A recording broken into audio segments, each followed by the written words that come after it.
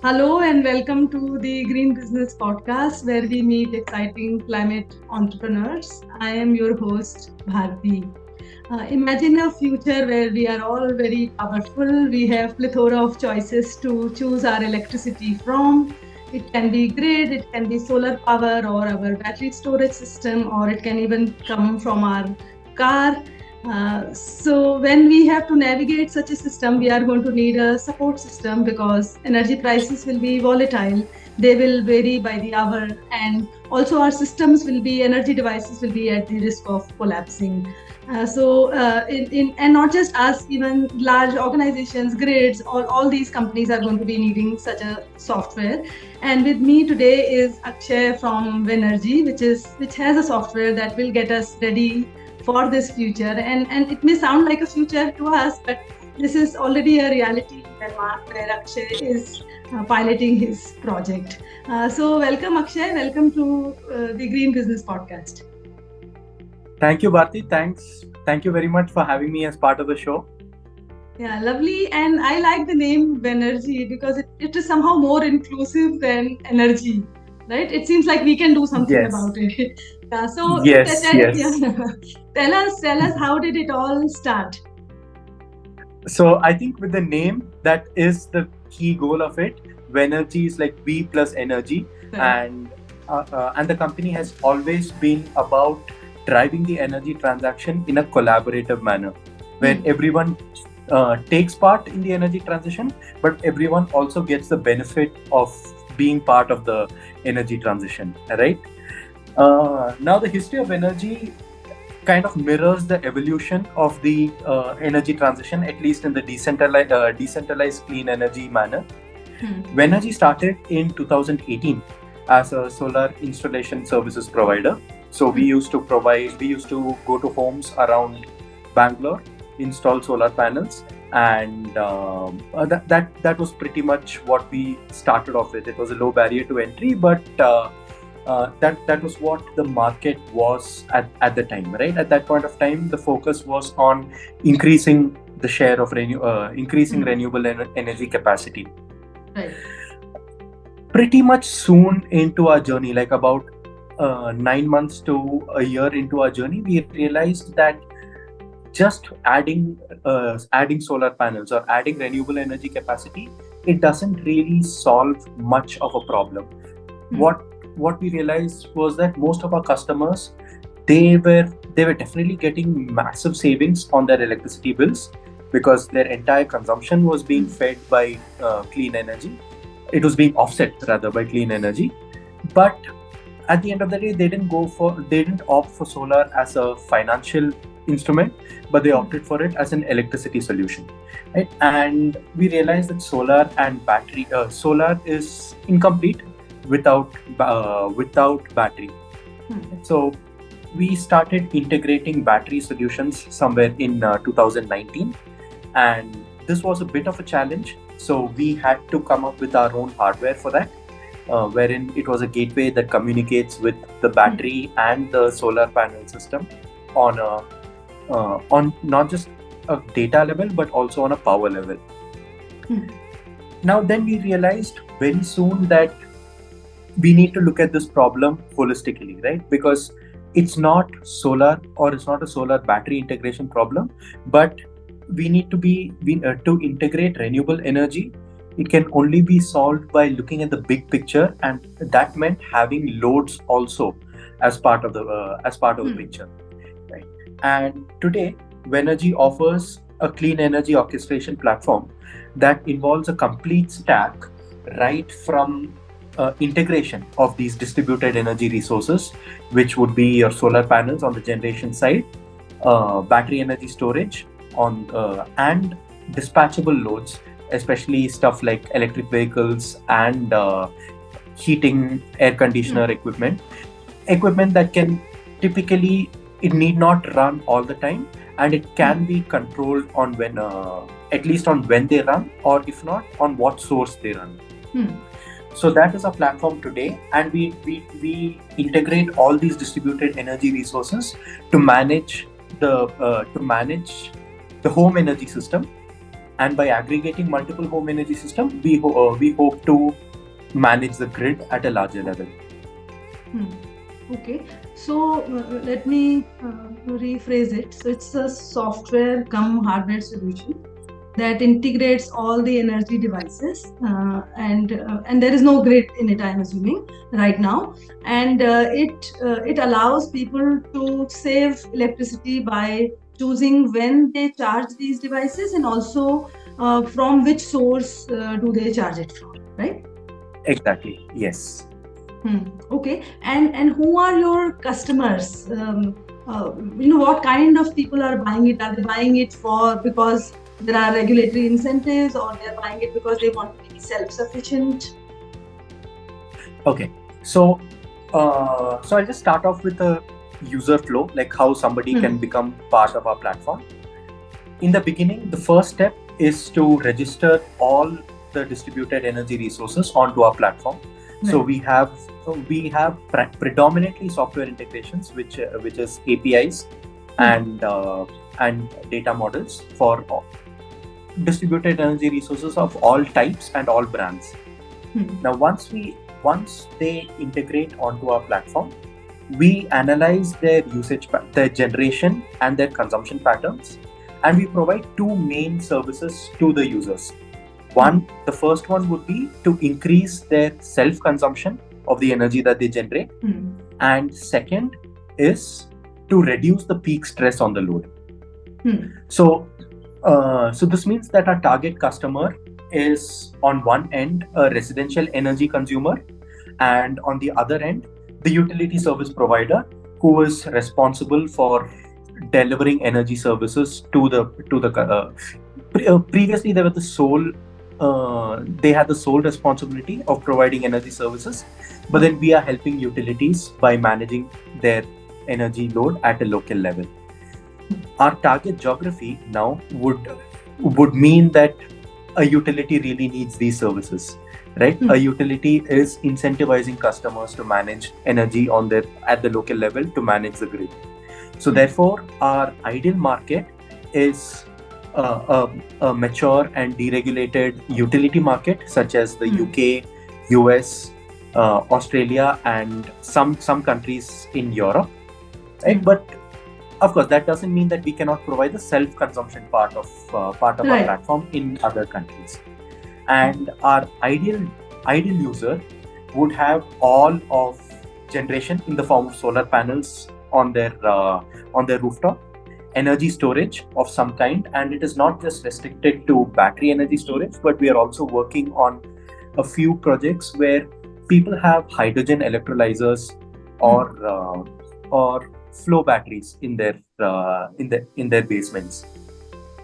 And on the consumption side, they would be having dispatchable consumption, which can be controlled and on when they use and from which source they use, such as electric vehicle charging and heating, ventilation, air conditioning equipment. And the fourth requirement for an ideal customer is a dynamic pricing plan from the grid, which exists in the target geographies that we are looking at. But of course, that doesn't mean that we don't serve customers outside who don't have a dynamic pricing plan. All we are able to do is we are able to ensure that whatever they are generating, they're consuming it at the same point of time, to give them that feeling of self-reliance, that what I am generating, I'm using that entirely, rather than just being an offset, which is more an accounting mechanism rather than an actual moving electrons problem. Okay, so these people have gone renewable already. They are self-sufficient, or maybe 80-90%, and they are also grid connected, right? Because that's when the dynamic pricing comes into picture. And why are they buying it? Why would they buy the software? What would be the primary motivation? To reduce the electricity bill, or something else? That's right. Yes. So in a lot of the markets that we are serving, Russia and Ukraine was like a black swan event which no one saw coming, and that has really thrown their energy markets out of gear, right? Because what's happened is it's affected their supply, not just of gas, which used to run their heating. Almost entirely, it used to run their heating, and these are cold countries, right? And if all these countries have a seasonal problem with heating, where people complain over high energy prices during the cold months. But it also increased the prices on electricity, because one, a lot of people were shifting their heating from gas to electricity anyways, right? So the load on the grid increased that way. And secondly, it meant that they had to, at the best case, they had to ration the amount of gas that they used for running thermal power plants. And gas thermal power plants anyways were designed to predominantly serve the peak load of the grid, rather than run 24/7. So already it was expensive to run them on an operational level, and not having gas just threw everything out of gear. So what happened was, a lot of the customers that we were talking to, they overnight their electricity bill went up from like they were paying 100 euros, but their overnight it shot up to stuff like figures like 500 euros for a month, right? And these are people who are now paying close to 50,000 rupees in a month monthly for for electricity. And though they previously had enough money, or at least their investment philosophy did account for enough to invest in solar panels or batteries or electric vehicles, this was too big of a shock and too sudden of a shock for them to take. Now we had people who cancelled their vacations because they couldn't afford it anymore, and then very soon they realized that their electricity usage during the day was when it was expensive. During the day, meaning during like the windows of 8 a.m. to 11 a.m. and 4 p.m. to 7 p.m. This was when the load on the grid was the maximum, and it correlated very well with the pricing of electricity at that particular point of time. Right? And the pricing of electricity, it was fluctuating every 30 minutes, and it used to go from negative at some points of time to like 90 euro cents. So that is like roughly 85 rupees per unit, in just like half per unit in just half an hour. Right? And then people realized rudimentary ways to overcome this. So we had some people telling us that they set their alarms for 3 a.m. to run their washing machines and dryers at that point of time, rather than typically during the 8 a.m. window or the 7 p.m. window. So overnight it threw a lot of things out of gear, and that was when we realized that our energy grid is robust to a certain extent, but there is only so much that it can take, and the challenges that we are facing are very are going to be very different from the challenges that we were facing before. Okay.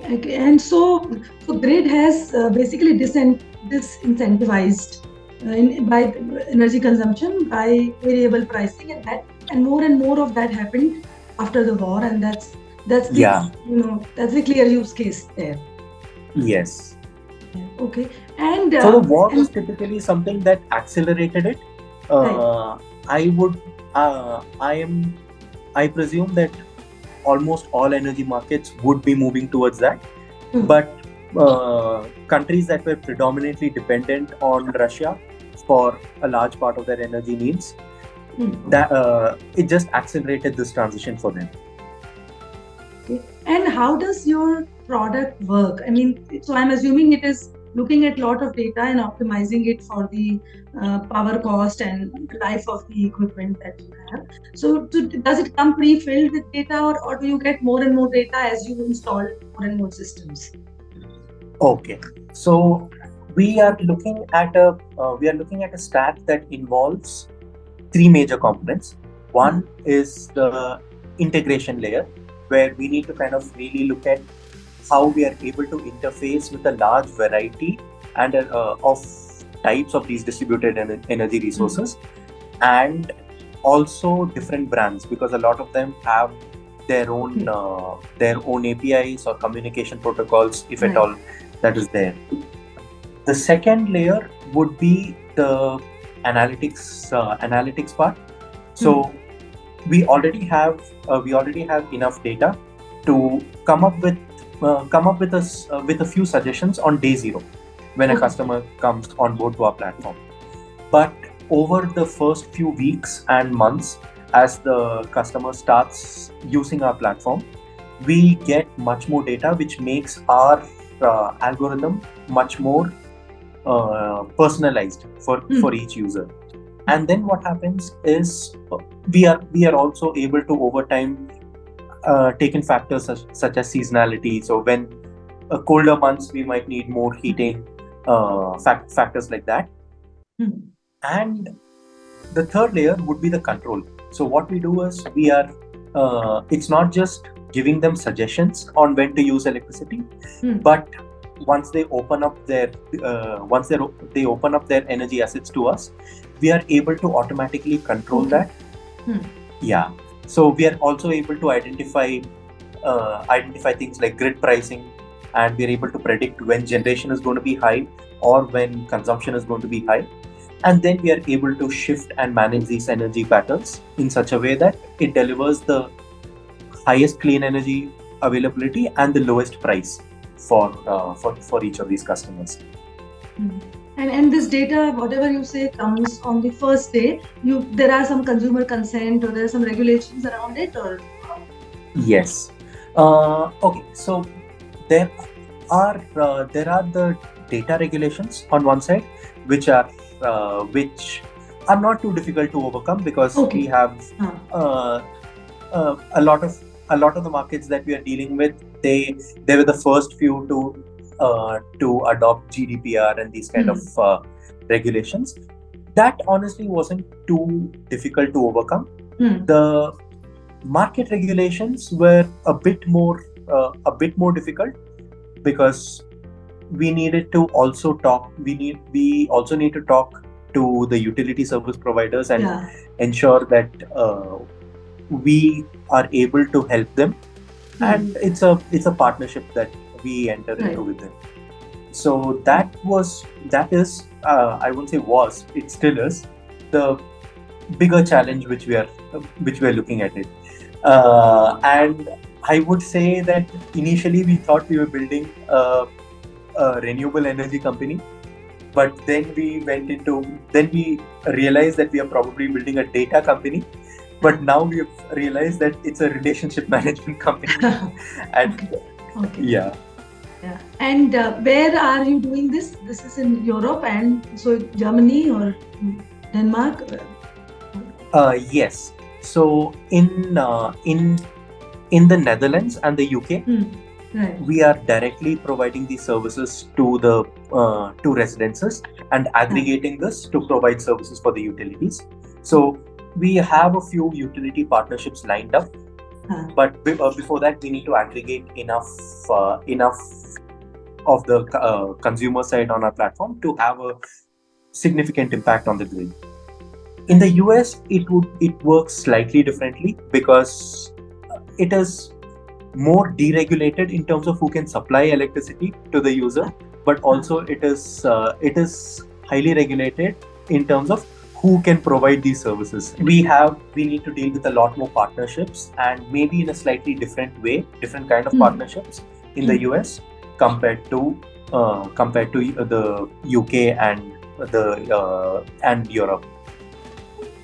So In currently India, on the these. other hand, Uh, so we are actually interestingly even deploying in India. uh, Uh, we are we are in the process of rolling out India's first virtual power plant, where hmm. we aggregate solar panels, batteries, and dispatchable consumption at a decentralized energy level.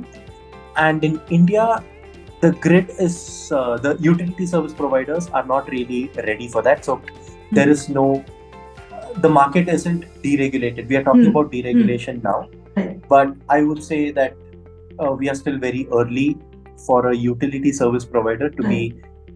to be a partner. But predominantly, since we are building out of India, and a lot of our early customers in India also have the problem that hey, I install solar for as an electricity solution rather than a Hmm. than a savings instrument. Uh, we are able to see a big enough market for self consumption, and just the idea that you're using your own electricity rather than looking at an accounting offset. Hmm. Okay. We are That also gives us the opportunity to prove that our platform works at scale, which makes our conversations with utilities elsewhere much easier. Hmm. Okay. Okay. So India is like a test market where you run the solutions and see how it works, and then it can be Yes, ready for the UK or wherever. that's Okay. And so I understand it's too early, but eventually you will have some kind of contract where you will get paid as a percentage of the savings that you've made, or maybe a subscription. What do you think it is going to be like? Yes, yes. So there are a couple of ways. There are three major ways where. Uh, so currently, our primary revenue stream is on the integration and solution engineering, Hmm.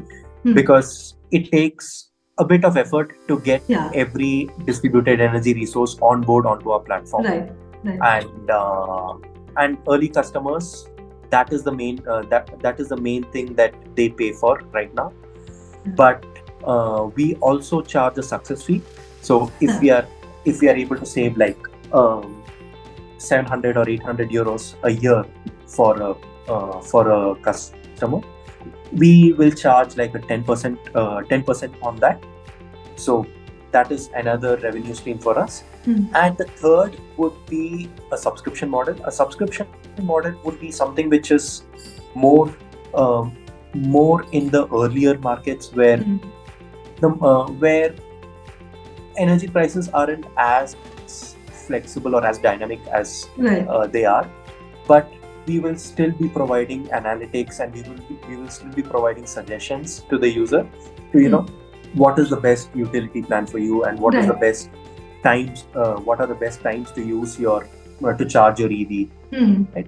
And on the other hand, we are planning to enter. So we have a few of them in the works, but we have long-term contracts with the utilities to deploy our solutions at scale.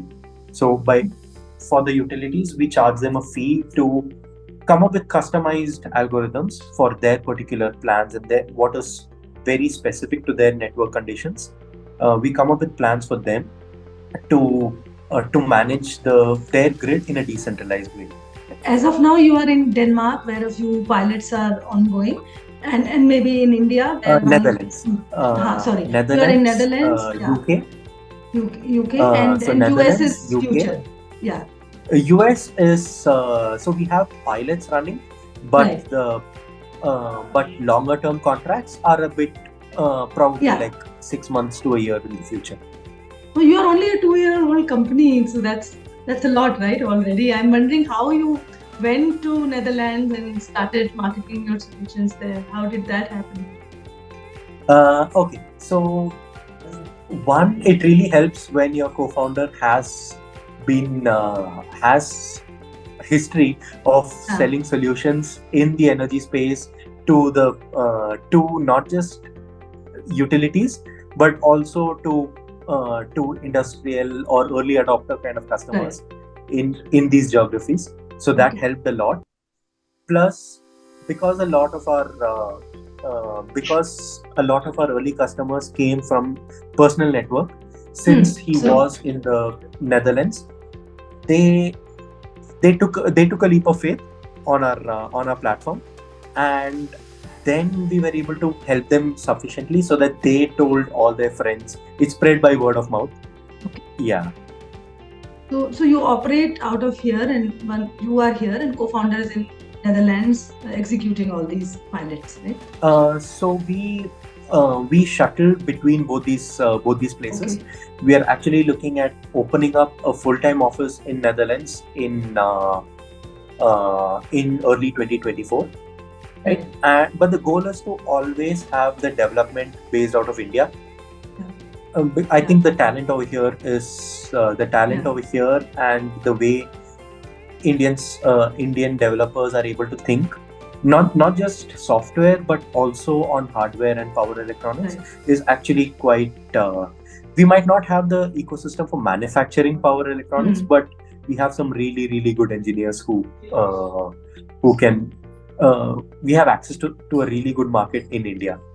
Right. And when you go to market, when these pilots are over, and when you are ready to go to market, would you go directly, or would you have an alliance with any of these solar power installers or battery storage installers, and then go with them?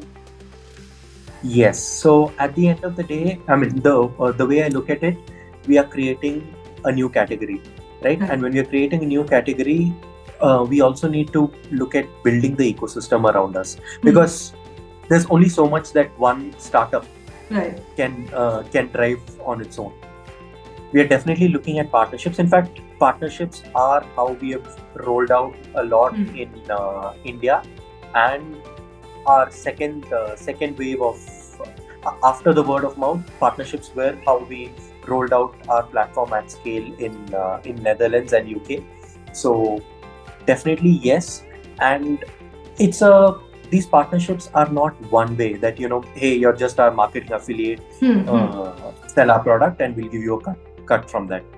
We are also helping them realize that looking at the entire energy management picture helps them upsell and also differentiate themselves as Hmm. not just a solar installer or a battery Right. installer, but a crucial partner in the energy transition for Right. the energy user. Yeah, yeah. Lastly, Akshay, so there are a lot of these solar software companies in the Europe and UK and all of these. They are already very familiar with what happens there. So, how do you see the competitive landscape, and what will be your key advantages? So I think here's another advantage of being in India. We have uh, we have realized that the fundamental problem is the integration of Hmm. different Okay. different Hmm. types, different brands of distributed energy resources. A lot of our competitors. So in India, we have such a wide scale of equipment. Some Yeah. of them has no communication whatsoever. So we needed to figure out a way to integrate those, right? Whereas our competitors, they entire their entire platform is dependent on certain hardware which either they manufacture Okay. or one or two tie-ups which they have like exclusively with hardware Hmm. manufacturers.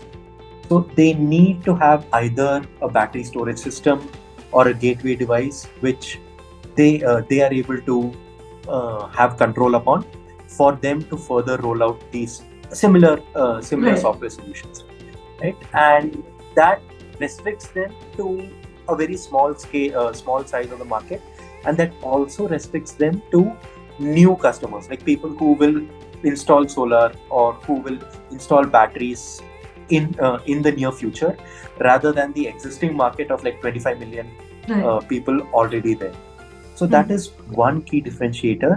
And secondly, I believe our we are able to we are we are able to holistically think of the whole stack, right? So Hmm. even for companies, so there are companies who are doing this in the US, who are providing software, but even for them, we are able to provide apart from their core delivery, we are able to provide our platform which strengthens their Hmm. delivery with our analytics and Right. with our control. Hmm. Okay, got it. So So it's our hardware yeah. advantage actually. Being the hardware, what should I say, agnostic. So your hardware is Yes. device agnostic, and that's the key edge, right? Yes. So hardware agnostic and interoperable Right. Right. with Okay. different kinds of energy resources. Okay, thank you, Akshay. Thank you for your time. It's been lovely having you on the show. Yes, yes. Thank you so much.